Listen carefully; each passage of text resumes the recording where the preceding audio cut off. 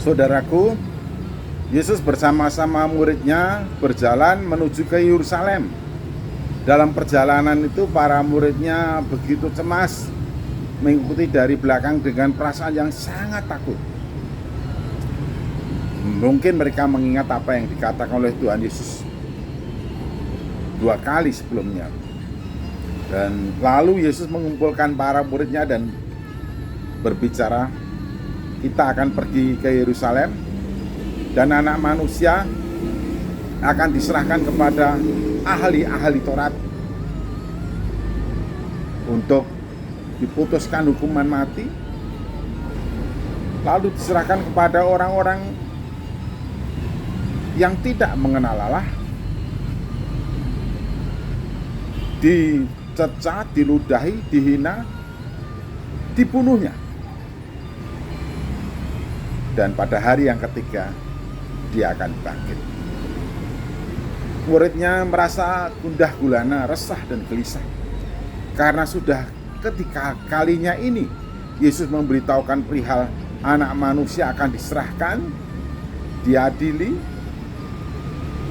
dijatuhi hukuman mati, diserahkan kepada orang-orang kafir, orang-orang yang tidak mengenal Allah, dihina, diejek, dicerca, diludahi,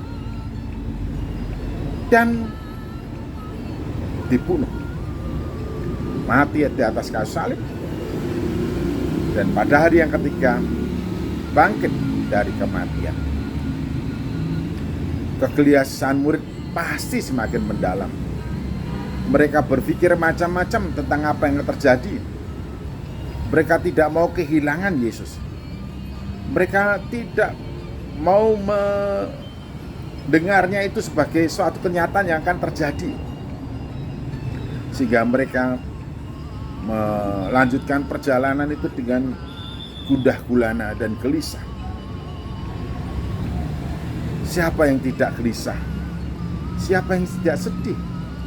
Segala orang yang dihormati, orang yang didengar, orang yang dikagumi, orang yang diikuti, memberitahukan bahwa dirinya akan ditangkap, dirinya akan diserahkan kepada para ahli-ahli Taurat, para imam-imam, dirinya akan diadili, akan dijatuhi hukuman mati oleh orang-orang yang tidak mengenal Allah, kemudian disesah, dihina, diejek, diludahi, dan dibunuhnya. Tentu berita ini sangat memedihkan hati mereka. Mungkin juga di antara mereka tidak mengerti mengapa hal ini harus terjadi. Mengapa hal yang tidak disangka-sangka atau tidak dipikirkan sejak awal akan terjadi. Ya, dalam kehidupan ini kadang-kadang kita juga mengalami hal-hal yang membuat kita tidak bisa menerima realitas itu. Tetapi hal itu memang harus terjadi untuk suatu maksud dan tujuan yang baik. Demikian juga halnya pengorbanan, penderitaan, siksaan yang dialami oleh Yesus, yang diberitahukan sebelum itu terjadi kepada para muridnya. Ini adalah oleh karena cinta kasihnya, oleh karena begitu besar kasihnya, sehingga Yesus melewati jalan salib ini, jalan penderitaan ini sebagai korban, dibunuh, dikuburkan, dan pada hari yang ketiga bangkit. Ini adalah satu pemberitaan, satu rahasia yang diungkapkan sebelum hal itu terjadi. Apa yang dikatakan oleh Yesus, ya dan amin. Segala sesuatu yang diberitakan tentang dirinya, ya dan amin. Demikian juga apa yang terjadi dan dialami oleh para muridnya, ya dan amin.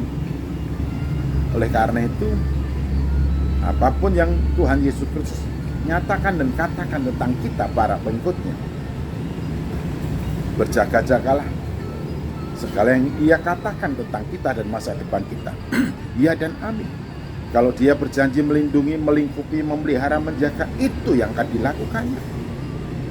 Kalau dia mengutusnya kita untuk pergi, ya itu yang harus kita kerjakannya.